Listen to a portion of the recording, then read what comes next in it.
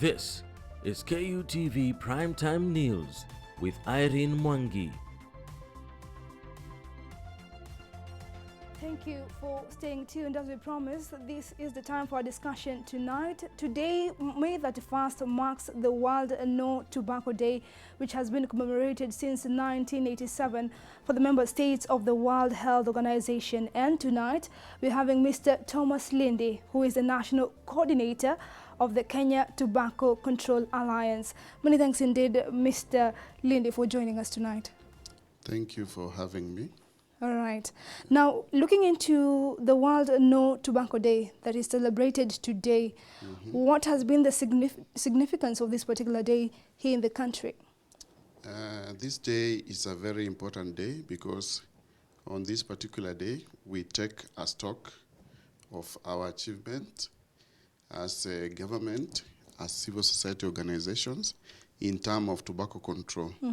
Basically, the FCTC provides the Empower, which is a package that member countries should be able to monitor what the tobacco industry is doing and also monitor their own efforts in moving towards achievement of a tobacco-free country. Okay. Yeah. Now, looking into the theme of this particular year is Commit to Quit. Yeah. Now, when you look into the environment that we have as a country, the policies that we have as a country, do you think we have the favorable environment to promote cessation of tobacco smoking in the country? Yeah, I will say the environment is favorable, although we have a lot of interference. Basically, most of it is from the tobacco industry. The tobacco industry tries its best so that it can continue to sell its product to Kenyans. And the other laxity that I will say is, let me say it on the part of enforcement. Right. We have very good laws in place, law to protect people from second-hand smoke, law to protect children from access to tobacco products, and law to protect people from being induced through advertisement by the tobacco industry. Sure. But the main challenge is that we have had little enforcement of the laws that are existing. Yeah. So perhaps, Mr. Lindi, what are some of the measures that should be taken looking into the several organizations and even the Ministry of Health? What knots do they need to tie to make sure that we promote cessation of tobacco smoking here in the country? In terms of cessation, I will say that one of the things that we need to emphasize much, and it's been the clarion call for this year, it's to talk to those who are already using the product. Okay. We want to encourage them, to show them, them that want to get out of use of such product. Research shows that 50% of users have tried to smoke, to stop smoking, but they have not been successful. Yeah. So those are people who are willing to come out of this habit, but they are not being helped. Yeah. So that's why we are saying that there is opportunity for help from government, from civil society. So each and every person that wants to stop the use of tobacco product, we tell you that you can approach the government and there'll be ways that you'll be assisted to stop the use of tobacco products. All right. Roughly, talking about helping those who want to quit and are willing, but you know, it's really a struggle given that this is a drug. Has there been much awareness of where they can get help to stop the abuse of this particular drug? Because sometimes due to the issues of peer pressure and people who you interact with, it can really be a struggle, and even due to lack of awareness, one cannot be able to find the support. Do you think as the government and even the non-governmental organization as Ketca have been able to create an awareness and create comfort to the tobacco users who want to quit this particular vice? Yeah, I will say that a lot has been done, and especially this year, NACADA has come in. And NACADA, they have a quit line, helpline, which is 1192. So we have been actually informing people who want to quit. You can call that line, which is a 24-hour toll-free line, and you'll be assisted on how best. These are counselors, professional counselors. We are tired of relying on Tom, Dick, and Harry. Yeah, sure. Different people who will tell you, drink this, then you'll stop smoking. No. We want to get professional help to those who want to stop, so that once they get this help, this 50% that have tried to quit, we can salvage them and bring them out of the use of tobacco. You know, tobacco is a gateway drug. Once you start using tobacco or smoking, slowly and gradually, you'll find yourself moving towards the hard drug, because you want that kick. You want it to sustain that kick, and you see your nerves and the way your body works. It reaches a level that you want, each and every time you want more and more. So if you get professional assistance, you are able to actually come out of the drug gradually. Yeah, it doesn't work like a miracle, though. There are people who say that they just woke up and decided, I won't smoke it again. But we want people to be given that step-by-step procedural way, so that they don't relapse again to using tobacco and nicotine products. Yeah, it's some sort of a grace period. They sometimes put it. But now looking into the statistics and into the people who have succumbed due to the use of tobacco, they say it is 8,100 yearly, which is thrice that of COVID-19. Even more, even more. Even more. And when you look into COVID-19, it has been an uproar, a pandemic, people raising cries concerning COVID-19, but not much has been said into the use of tobacco, despite it killing thrice the number of COVID-19. Perhaps what has made the world over, not only in Kenya, not take the issue of eradicating tobacco smoking quite seriously?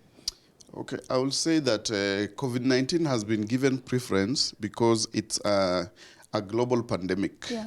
But we'll say that tobacco use has been this is a pandemic that has been coming in gradually, slowly, not very fast. So you can see you can't see it, you can't easily pinpoint the deaths, but this is something that's happening at the background. So we will try, we are urging the government that despite the fact that you see these numbers, just the way you have mentioned, they are so different. Maybe 9,000, then 3,000. So where should priority be given? We'll say that priority should be given to tobacco control issues, because tobacco is a major risk factor for NCDs. So once you use it, there are more chances that it will lead you to non-communicable diseases and other diseases. Like heart disease. So we really need resources on this side, despite the fact that there has been little effort from the government, but we are urging that resources should be channeled towards tobacco control in the country, towards helping those who want to quit, and so on and so forth. All right. Now, today the Ministry of Health, of course, being the World No Tobacco Day, released a statement of which they said that they'll put more measures in terms of cracking down advertisements that are related to tobacco.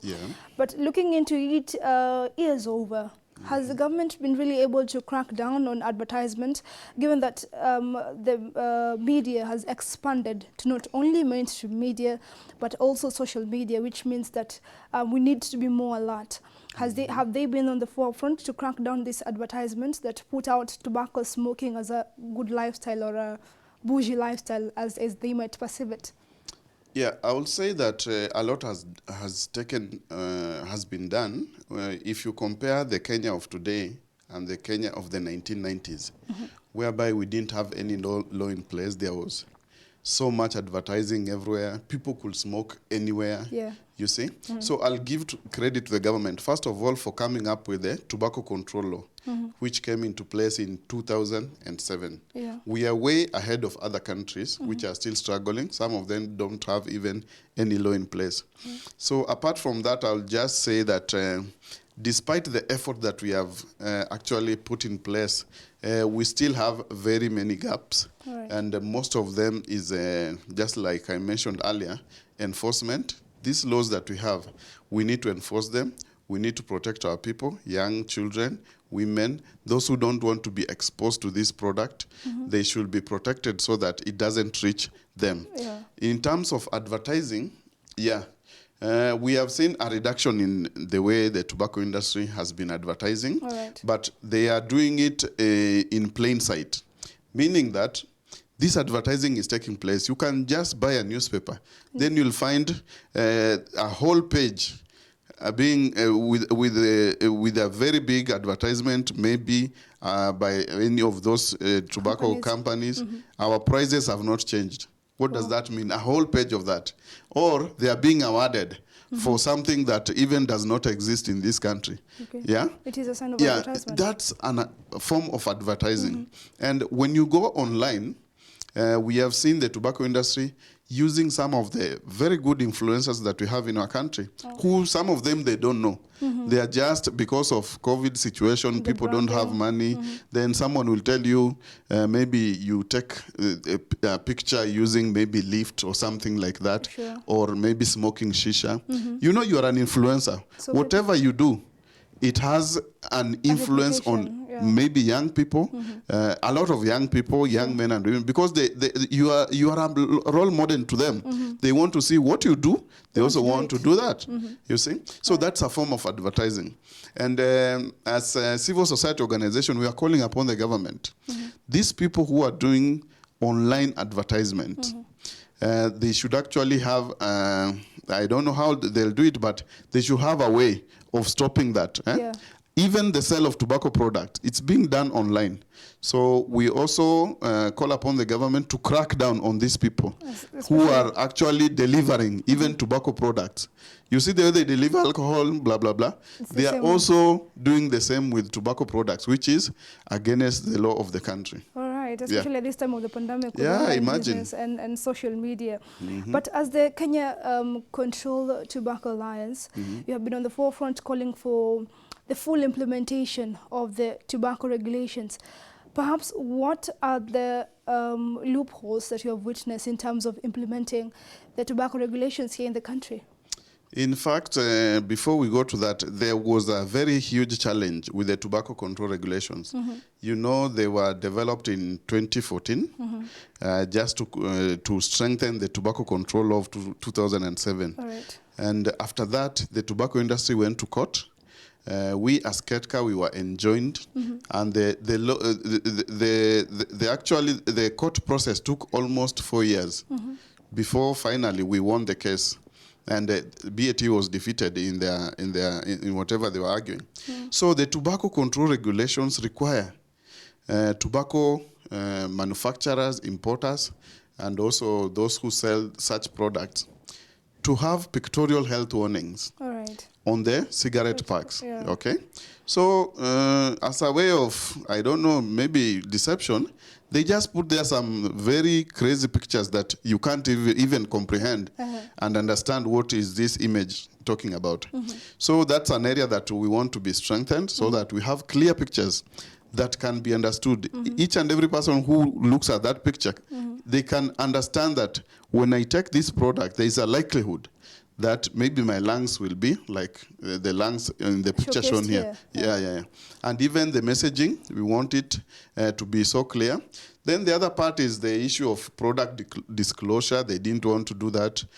Finally, there was the issue of solatium contribution, which was the major contention of tobacco control companies. They didn't want to give this money to help those people who want to quit. Okay? So we realized that because these regulations came into force, the court case was already decided. These are things that should be complied with. Unfortunately, up to now, we are still struggling with them. It is really a sad situation there. And perhaps there was a report released today by the Ministry of Health, of course, by CS Mutahi Kagwe, a report by the International Tobacco Control that showed that 12% of smokeless tobacco users have reported noting the health warning concerning that particular smokeless tobacco. And the numbers are too small in terms of the percentage. Perhaps what makes these health warnings not be understood by people who are taking smokeless tobacco? Is it that the companies are not being clear on the same? Is it Kenyans being ignorant? Is it the issue of hiding, as you have said, that it is not being clearly shown on what are the effects of this particular drug? What is not being told in this particular use of smokeless tobacco? Smokeless tobacco products come in a number of variety. We have the traditional one, we call it mbake, which does not go through the manufacturing, refining process. Right. So people will just do it themselves. Then you see such a product. In fact, where today when we were at Kamkunji, someone actually brought some of it. Right. They call it Chavez. Okay, so this is something that's just put in a paper bag. It doesn't have any warning, anything like that. Okay, so it has not been refined and so on and so forth. Others are some of the products that are being brought into the country in a disguise that they are cessation products, specifically nicotine pouches, which the tobacco industry has brought inside the country without following the due process or the regulatory process. So you'll find that all this, there are a myriad of them, smokeless tobacco products, a lot of them. And we feel that it's upon the government to up their game so that whoever imports such product, it's clearly declared that this is a tobacco product. And once it lands in this country, they should have labeled it even before going to the shops. Yeah. All right. It's really a concern there. A great concern. Now, looking into the theme as we conclude, which is calling to quit, the call to quit. Perhaps the World Health Organization has said that we need to put in measures, favorable environment, and for those who want to quit, to be able to come out, not to be ashamed, not to be afraid of what are the repercussions if I quit. Am I going to die due to addict? Perhaps what are some of the campaigns that Ketca is looking into to be able to embrace this particular theme for this particular year? Have you come up with ways in which we can help this particular group, which is especially the youth? Yeah, I will say that for us to have an effective campaign, and we don't only do this for the World No Tobacco Day. We do it all year round. For us, every day is a World No Tobacco Day. Yeah. And one of the things is we must raise awareness so that people, the community, young men and women, once they hit the age of 18, they know what they are doing. They know that when I engage in the use of tobacco product, I'll be an addict, and it will be difficult for me to come out of that. So this is something that should even be in some of our curriculum, so that someone knows, is very well informed. And the other thing is that we also encourage that whatever the government is offering us, like cessation aids, when you go to a level 5 hospital, you can be able to get some form of counseling that will help those who also want to quit. And also we see NACADA has come up very clearly. Those are ways that we are trying as civil society and also as the government to salvage our population from this deadly pandemic that is a slow pandemic. Yeah, it is a slow pandemic. Of course, now, given that you're the national coordinator for Ketca, which is the Kenya Tobacco Control Alliance, are we seeing a situation whereby as a nation we will be a tobacco-free environment? Is it a foreseeable goal? Is it too much, too high to reach? I wouldn't say that it's too much. It's achievable. The only thing is that we have so much interference from the tobacco industry. They want to interfere with everything. Each and every way that we want to save our people, they are just looking at the profits. They are just looking at how much they'll be losing if they don't sell to young people. They're just looking how much they'll be losing if there is maybe an end to the sale of nicotine pouches. You see, the argument is on profit. But on our side, I wish the tobacco industry would one day sit down and look at the harm that they are caused. They never care about that because we have lost so many people, losing more than 9,000 people due to just a small product like that. That's a very big shame to the tobacco industry. It is really a sad situation. And perhaps, given that this time of the pandemic, the government said that tobacco and alcohol is an essential commodity. Do you think the government has given an upper hand to the tobacco industry? We know that was due to the influence of the tobacco industry. They had an upper hand in that, and finally, we contested that issue. And right now, we are still through the pandemic, but tobacco is not an essential product right now. All right. Yeah. Thank you so much, Mr. Thomas Lindi. I've seen you have minced your words on that particular issue.